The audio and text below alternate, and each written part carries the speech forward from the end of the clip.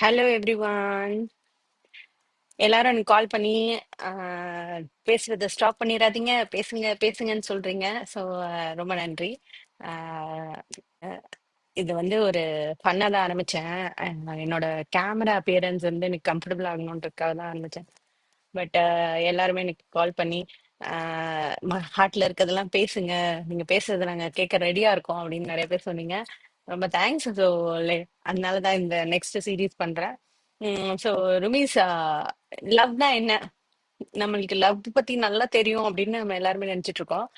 But உண்மையாவே நம்மளுக்கு தெரியுமா அப்படின்றது தான் கொஸ்டின். ஸோ லவ்னா என்ன அப்படின்னு யாரை கேட்டாலும் என்ன சொல்வீங்க? ஆஹ் மத்தவங்கள சந்தோஷமா பாத்துக்கிறது, அவங்க என்ன கேக்குறாங்களோ அதை செய்யறது, அவங்களுக்கு என்னெல்லாம் வேணும் பார்த்து பார்த்து செய்யறது, சாக்ரிஃபைஸ் பண்றது, அப்புறம் வந்து அவங்களுக்கு பிடிச்ச மாதிரி நடந்துக்கிறது.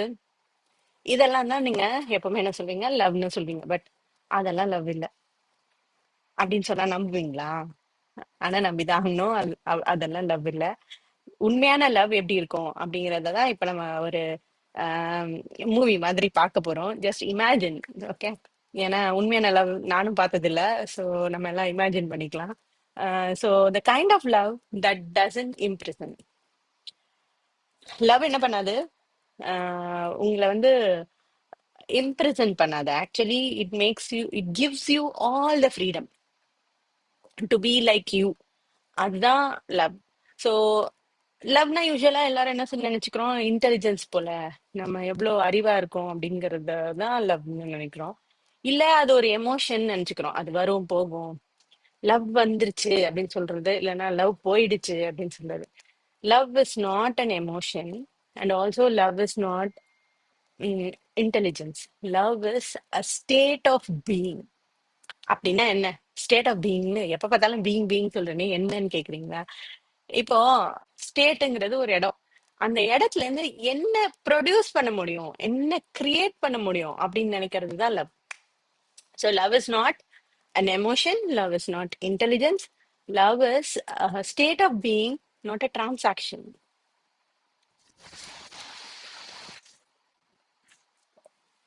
ஸோ நீங்க கத்துக்கிட்ட எல்லாமே, லவ் பத்தி கத்துக்கிட்ட எல்லாமே போய் என்ன என்ன சொல்லி கொடுத்தாங்க நம்மளுக்கு லவ்னா?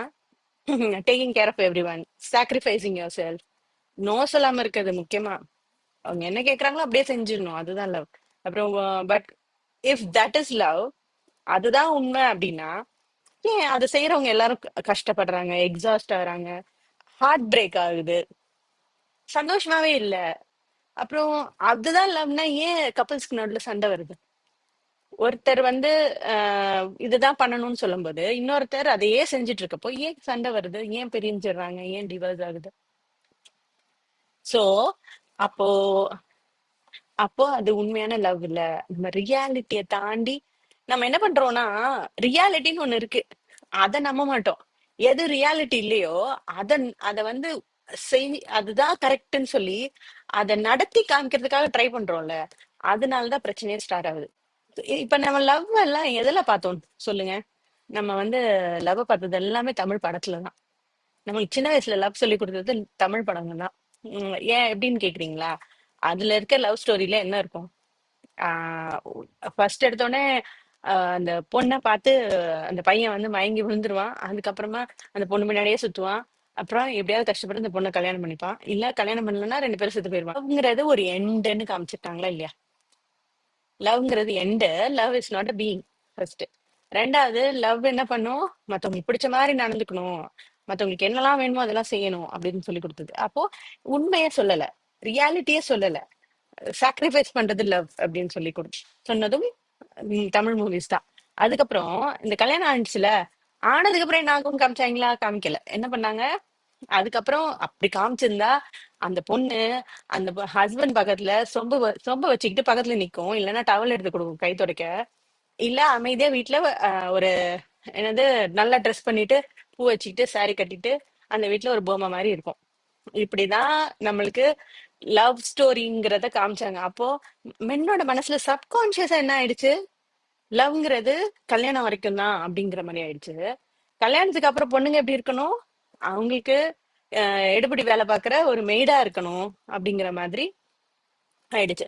சோ அப்போ அது என்னங்க, ஆஹ் அப்போ ஹஸ்பண்டுக்கு வேலை பாக்குறது என்ன மெய்டு மாதிரியா அப்படின்னு கேக்குறீங்களா? அது உண்மையா மனசார பண்ணும்போது அது கிடையாது. உங்களுக்கு சந்தோஷமா நீங்க அதை பண்ணும்போது கிடையாது. பட் நீங்க சந்தோஷமா பண்ணல, அது ஒரு வேலையா தான் நினைச்சு பண்றீங்கன்னா அப்ப சொல்றேன்.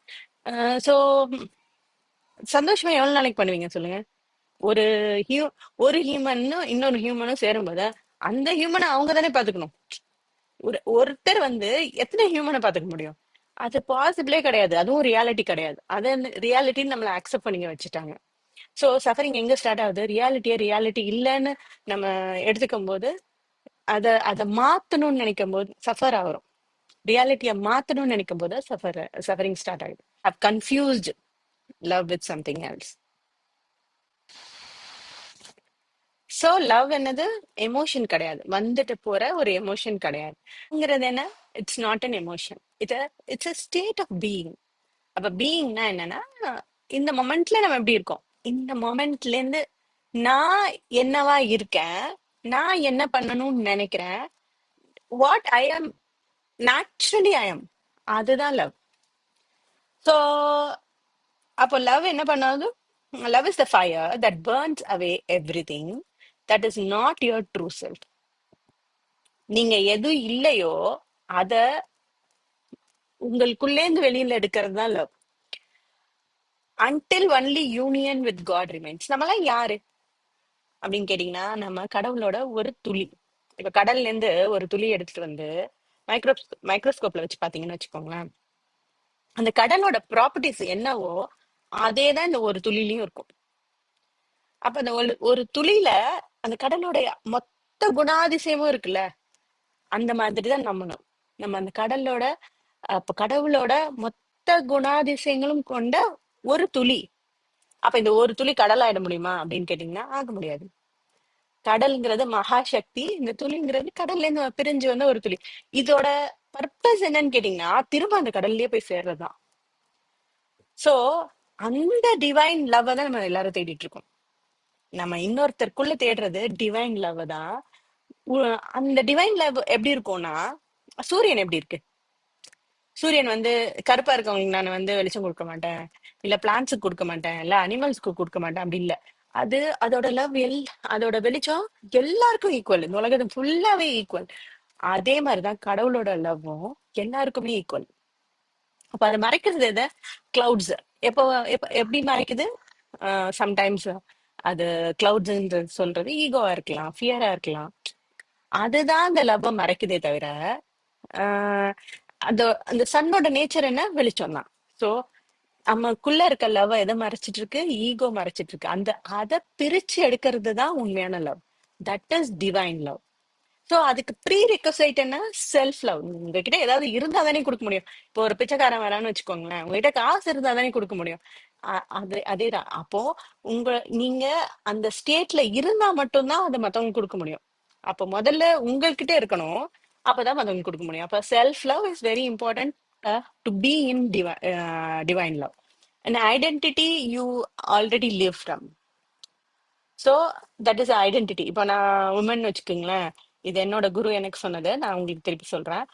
You don't wake up affirming I am woman, you already know it. So நீங்க என்ன பண்ணுவீங்க? காலையில இருந்துச்சு நான் உமன் நான் உமன் நான் உமன் சொல்லிட்டே இருப்பீங்களா? இல்ல, you know you are a woman.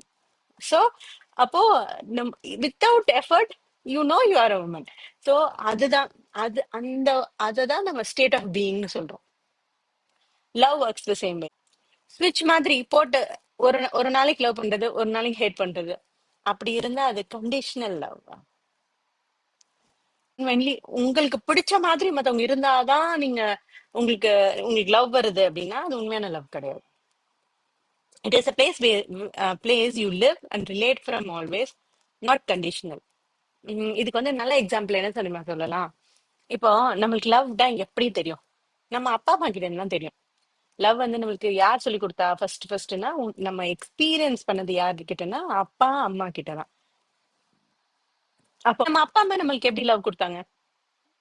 எப்படி கொடுத்தாங்க அப்படின்னா, நீங்க வந்து கிளாஸ்ல ஃபர்ஸ்ட் வரீங்க அப்படின்னு வச்சுக்கோங்களேன், உடனே உங்க அப்பா அம்மா உங்களை ரொம்ப நல்ல பொண்ணு, என் பொண்ணுல பெருமைப்படுவாங்க, சந்தோஷப்படுவாங்க, எல்லார்கிட்டயும் போய் சொல்லுவாங்க. சப்போஸ் நீங்க வந்து அதே கிளாஸ்ல ஃபெயில் ஆயிட்டீங்கன்னு வச்சுக்கோங்களேன்.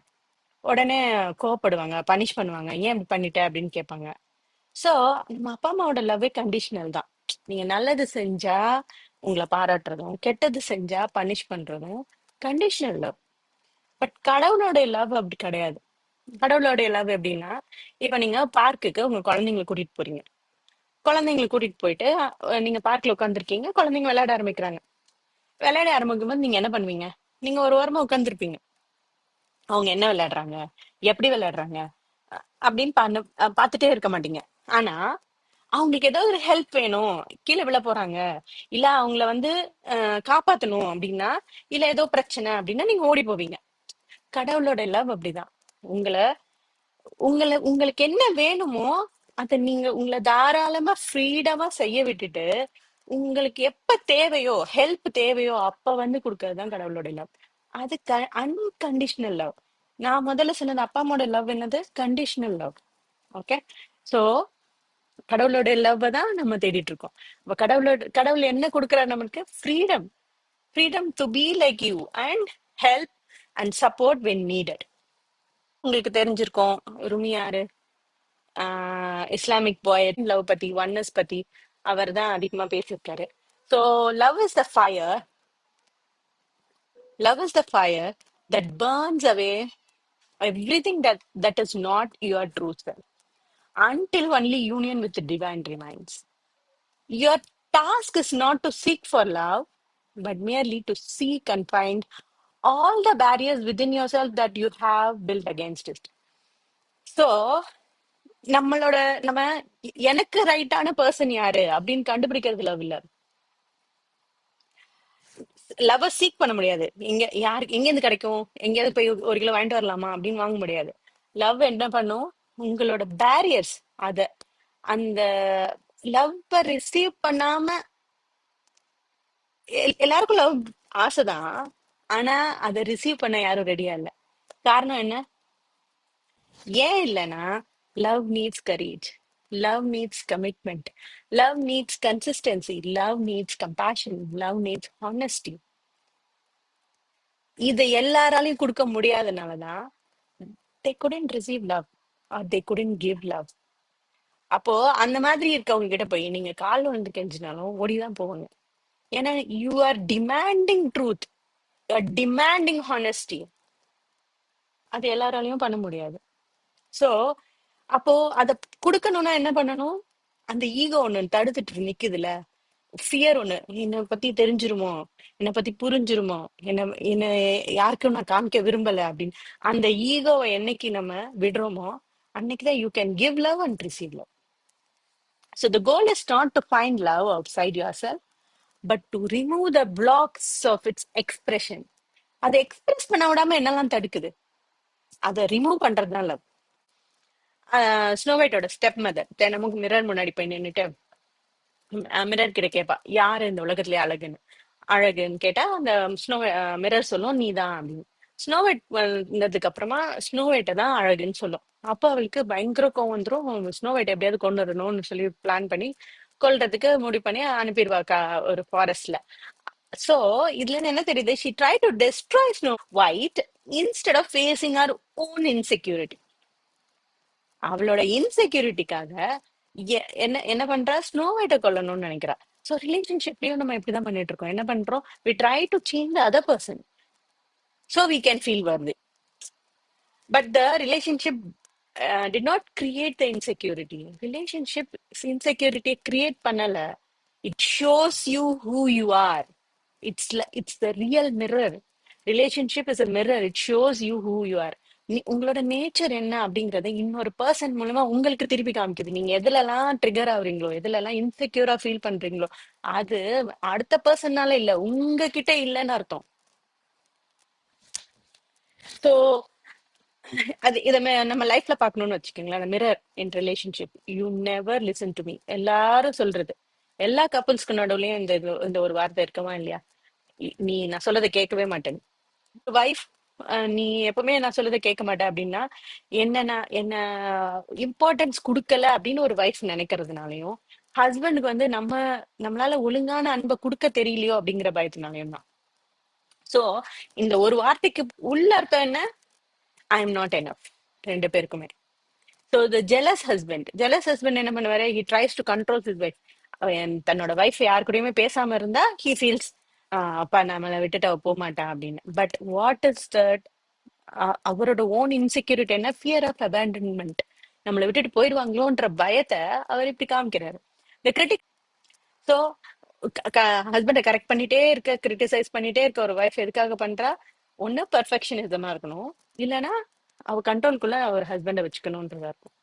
சோ இதுல எங்க இருக்கு லவ்? இதுல எதுலயுமே லவ் இல்லையே. Egoic love versus love as state. Ego என்ன பண்ணும்? இன்னொருத்தர் மூலமா தன்னை கம்ப்ளீட் பண்ணிக்கணும்னு நினைக்கும். அப்புறம் யூ ஓ மீ சம்திங். அவங்க ஏதோ லவ் பண்றேன்னா அவங்க ஏதாவது நம்மளுக்கு தந்துட்டே இருக்கணும்னு நினைக்கும். யூ லவ் மீ, என்ன லவ் பண்றேன்னா நீ மாறு அப்படின்னு சொல்லும். பட் உண்மையான லவ் என்ன பண்ணும்? உண்மையான லவ் என்னன்னா, நீங்க யாருங்கிறத ரிஃப்ளெக்ட் பண்றதா உண்மையான லவ். உங்களோட ட்ரூ நேச்சர் என்ன அப்படிங்கறத ரிஃப்ளெக்ட் பண்றதுதான் உண்மையான love. It respects both your freedom and mind. It respects ஃப்ரீடம்ங்க. அது ரொம்ப ரொம்ப முக்கியம். இன்னொருத்தரோட ஃப்ரீடம்ல தலையிடாது, அதே மாதிரி தன்னோட ஃப்ரீடமை விட்டு கொடுக்காது. I seek understanding before control. So control true love பண்ணாது. Only seeks understanding. So love என்ன உண்மையான லவ் என்ன பண்ணும்? உண்மையான லவ் லிசன் பண்ணும். உண்மையான லவ் ஸ்பேஸ் கொடுக்கும். உண்மையான லவ் பிரசன்ட் மொமெண்ட்ல இருக்கும். உண்மையான லவ் கம்பேஷனேட்டா இருக்கும். உண்மையான லவ்க்கு கிராட்டிடியூட் இருக்கும். உண்மையான லவ் ஜட்ஜ் பண்ணாது. உண்மையான லவ் அக்செப்ட் பண்ணிக்கும். Love is not doormat. So லவ்ங்கிற பேர்ல நம்மள டோர்மேட் மாதிரி யூஸ் பண்றதையோ இல்ல ஹெல்தி பவுண்டரிஸ் வச்சுக்காம இருக்கிறதோ லவ் கிடையாது. சரி, அப்ப இந்த பேரியர்ஸ் எல்லாம் எப்படி கண்டுபிடிக்கிறது அப்படின்னா, whenever you are emotionally triggered. Suppose எமோஷனலா நீங்க ட்ரிகர் ஆகுறீங்க ஏதோ ஒரு சுச்சுவேஷன்ல, உங்க வைஃப் கூட போது நீங்க ஏதாவது ஒரு விஷயத்துக்காக ட்ரிகர் ஆகுறீங்க அப்படின்னா, பாஸ் அண்ட் ஆஸ்க், இப்ப என்ன நடந்துட்டு இருக்கு? என்ன ஸ்டோரி நான் எனக்கு சொல்லிட்டு இருக்கேன்? என்ன எமோஷன் நான் ஃபீல் பண்றேன்? ஸோ எமோஷனுக்கும் ஃபீலிங்க்கும் என்ன difference? Energy and motion is emotion. இப்போ ஆங்கருங்கிறது ஃபீலிங், எமோஷனுங்கிறது தூக்கி அடிக்கிறது. So what fear is underneath it? எமோஷனுக்கு பின்னாடி இருக்க ஃபியர் என்ன? am I trying to control the mirror instead of learning from it? இந்த 5 கொஸ்டின் நீங்க கேட்கும் போது என்ன பேரியர் நீங்க வச்சிருக்கீங்க, அந்த பேரியர் எடுத்துட்டா you can express love freely. You don't create love, you remove what blocks it. So love create பண்ண முடியாது. You can only remove what is blocking it, because love is true nature of every human being. The sun never stop shining, clouds only hide it. So கிளவுட்ஸுங்கிறது என்ன? Fear, pride, jealousy, attachment, control, comparison and need for approval. ரெண்டு பொண்ணு இருக்காங்கன்னு வச்சுக்கோங்களேன். ஆஹ் அந்த ஒரு ரூம்குள்ள நடந்து போறாங்க. அப்போ ஆக்ஷன்ஸ் பார்க்கறதுக்கு ஒரே மாதிரி இருக்கலாம், பட் கான்சியஸ்னஸ் டிஃப்ரெண்டா இருக்கும். என்னன்னா, இப்போ ஈகோல இருந்து ஒரு ஒரு பொண்ணு, வெரி ஈகோயிக் பர்சன் வச்சுக்கோங்க, அவங்க ஒரு ரூம்குள்ள என்டர் ஆகும்போது என்ன பண்ணுவாங்கன்னா, எல்லாரையும் கவனிப்பாங்க. யாருக்காவது நம்மளை பிடிக்குதா அப்படின்னு பாக்குறது ஈகோ. பார்த்துட்டு மத்தவங்க எல்லாம் அவன் எனஃப்னு செக் பண்றது ஈகோ. அதுவே ஆக்டிங் ஃப்ரம் லவ் அப்படின்னா, இன்னொரு பொண்ணு அந்த ரூம்குள்ள என்டர் ஆகும்போது இந்த இடத்துல how can I bring peace, truth, kindness அப்படின்னு யோசிச்சா that is from love. So why love is high frequency? ஏன் லவ் நம்ம ஹையஸ்ட் ஃப்ரீக்வன்சின்னு சொல்றோம்? What makes this love so special அப்படின்னு கேட்டீங்கன்னா, freedom, presence, peace, truth. So freedom, love, true லவ்ல என்ன இருக்கு? ஃப்ரீடம் இருக்கு. It doesn't need to control the other person to feel safe. மத்தவங்களை கண்ட்ரோல் பண்ணி அவங்களை எங்கேயும் போக விடாம ஒரு இடத்துல வச்சுக்கிட்டா அப்பா நம்ம நல்லா இருக்கோம், நம்ம சேஃபா இருக்கோம் அப்படின்னு நினைக்கிறது லவ் கிடையாது.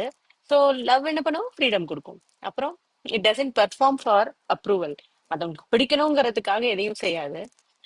It's simply shows up. Peace not performance. It response instead of reacting. So react பண்ணாது, ரெஸ்பாண்ட் பண்ணும். Truth not fear. It seeks understanding before it seeks control. Actually it seeks understanding தான்.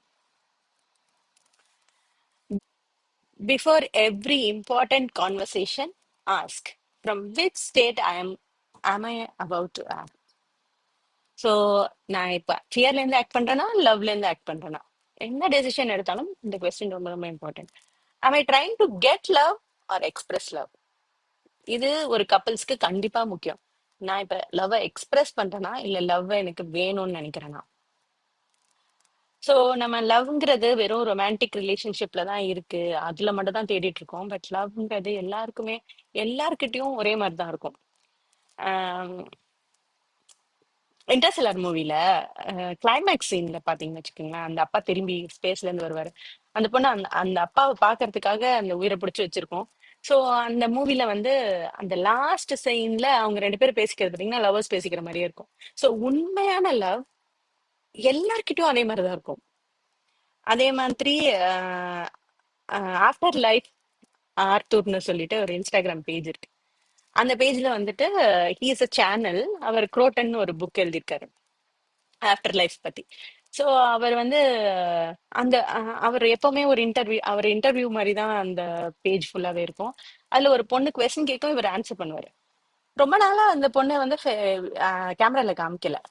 அப்போ எல்லாரும் கேட்டாங்க அந்த பொண்ணு யாரு, நாங்க பார்க்கணும் அப்படின்னு சொல்லிட்டு.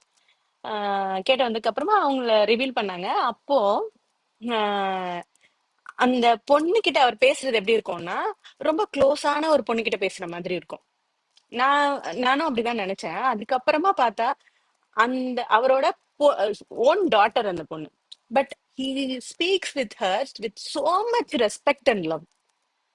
அவங்க ரெண்டு பேரும் பேசிக்கிறது பாத்தீங்கன்னு வச்சுக்கோங்களேன், உண்மையா லவர்ஸ் கிட்ட மட்டும் தான் நீங்க அதை பார்க்க முடியும். சோ அப்பதான் எனக்கு தெரிஞ்சுச்சு love is same to every one. அது ஒருத்தரை மட்டும் ஸ்பெஷலைஸ் பண்ணாது அப்படின்னு. So most people spend their lives searching for someone to love them. What is blocking the love that is already within me?